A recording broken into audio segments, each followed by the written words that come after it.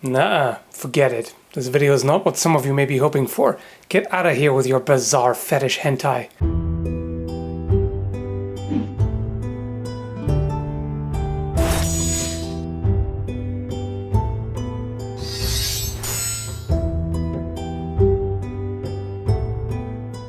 So, aside from the distasteful obvious, what generally comes to mind when thinking tentacle monsters? Cthulhu, right? And speaking of which, this video is sponsored by Peterson Games. So if you like the kind of dark, Lovecraftian, seafood-related horror, then you may want to check out the fundraiser link down below for a guide to the Cthulhu Mythos written by Sandy Peterson, the author of the Call of Cthulhu RPG. The ultimate horror now comes to your 5th edition fantasy campaign. Hundreds of pages of new playable races, spells, cults, artifacts, and the most terrifying monsters ever imagined. Penned by Sandy Peterson, the father of Lovecraft gaming. Now, of course, if you had to face Cthulhu himself, you'd be screwed. And there are plenty of Lovecraftian monsters without tentacles.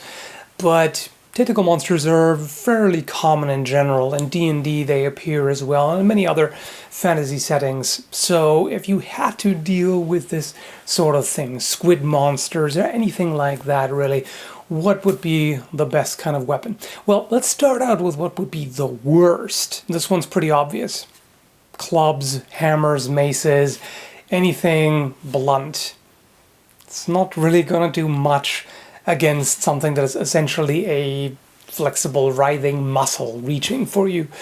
You can, I mean, if you're that strong, if you can hit it hard enough to crush it, yeah, you can maybe get somewhere, but you'd have to crush it between the blunt weapon and the ground. Otherwise, you know, if you just strike something flexible. If you strike an arm, you could break a bone. If it's completely flexible, if you had an arm with no bone, you struck it, it would just jiggle away and it would absorb all of the force without really hurting it much. A small sword, rondel dagger, or S-Talk would also be terrible choices.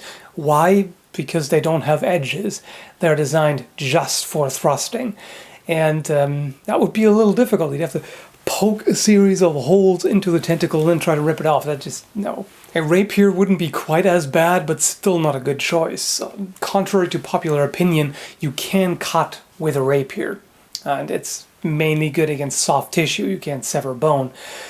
But a tentacle is probably a bit much for it. Plus, it's very long, and you may end up in confined spaces. Okay, so smashing and piercing isn't the way to go. Let's look at better options. What about hacking?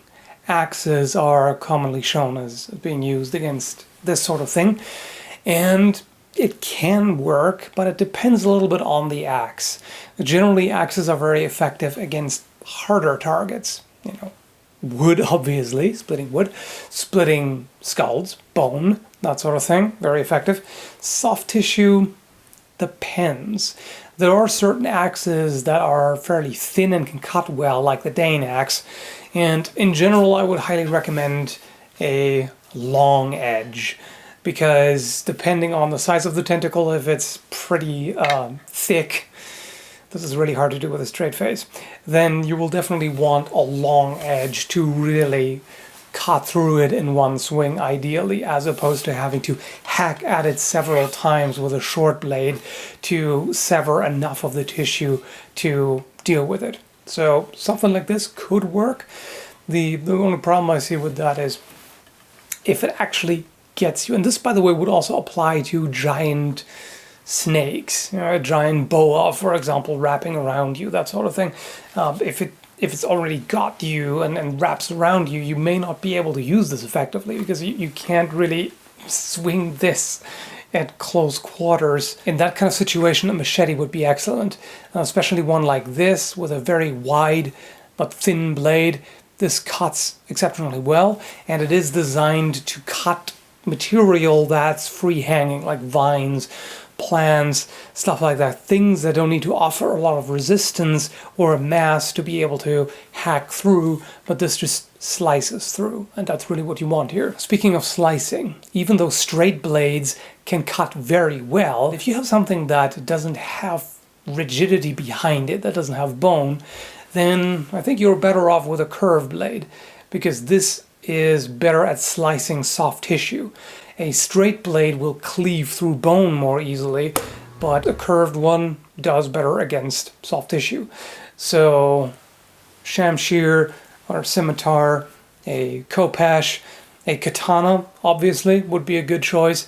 These are all very good in a drawing, slicing cut that severs soft tissue. The khopesh would also be useful because of how compact it is. So if a tentacle or snake or whatever wraps around your arm and you have to cut right here, then the blade is short enough to easily do that. Plus it's pretty light.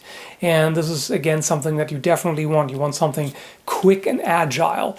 If something whips at you and is threatening to wrap around your throat or something, you need to be able to very quickly react and just slice it in one go and as soon as you can. A recurved blade would also be very useful, like a yatagan or this custom design here. This cuts extremely well because it kind of draws the material into the belly of the edge here. Basically it acts first in this spot here, it acts like a kukri, and then it curves upwards, so then it slices more like a saber. And again, this is also a relatively thin blade. In terms of the weight, it would be a bit of a compromise. It depends on the size of the monster you're going up against. If the tentacles aren't overly large, then you'd be best off with a machete or a set of khopesh because it's nice and quick. If they are fairly thick, like if they're, say, thicker than a thigh, like if they're substantially thicker, if they're as thick as your trunk, for example, then you need something with a little more heft. And a two-handed messer would do the job very well. So any kind of large two-handed curved blade would work quite well. If you're dealing with a really large monster, then a two-handed greatsword may be an option too. Even though it's straight, if you're dealing with something that large and it has enough mass to be able to strike it with a larger blade without just pushing it off to the side, but instead hewing through it, as long as it's really optimized for cutting. If the blade is too thick, then this may not be ideal. You need a good taper from the center of the blade to the edge. It needs to be very sharp. This applies to all of these. You want something that's exceptionally sharp. In fact, if you were to use a greatsword, you would have to hone it a bit more than usual to deal with the flexibility of the tentacle. So in that case, sharp and slicey, this is what we're going for. In case of small to medium tentacles, and I didn't expect to ever say this, especially if there's a lot of tentacles, then you would probably be best off dual wielding two smaller blades that are very quick and very slicey. It's that thin blade to reduce the resistance as it goes through the target, and curvature is definitely a good idea for that slicing action.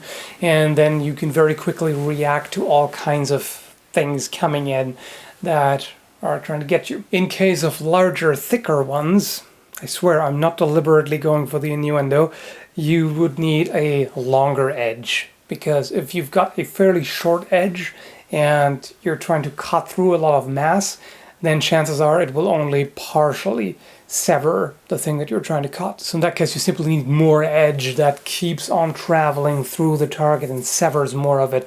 Because ideally you want to sever the tentacle in one swing, as opposed to standing there hacking away at it while others wrap around your feet and try to tear you apart and whatnot. So, yeah. Also, final thing, a chainsaw in this case would actually be pretty handy, I think. Chainsaws may not be good against zombies because noise, and also because clothing can actually be dragged into the chain and stall out the motor, so that would cause problems. Now, generally tentacle monsters are not concerned with covering up. Can you imagine if you were like a tentacle monster and you put on your pants and meticulously slipped into the 150 pant legs, only at the end to find out that you put on the pants backwards? So since they don't wear clothing or armor or anything, a chainsaw would work pretty damn well, I think. For as long as you have fuel, of course. Really gory though. In that case, I'd suggest getting goggles with little windshield wipers to deal with all that. Anyway, that's about enough nerding out for right now. So I hope you found it entertaining. Thanks for watching. Again, check out the links down below, link to the fundraiser and other stuff. And I will see you next time. Enjoy your Spooktober.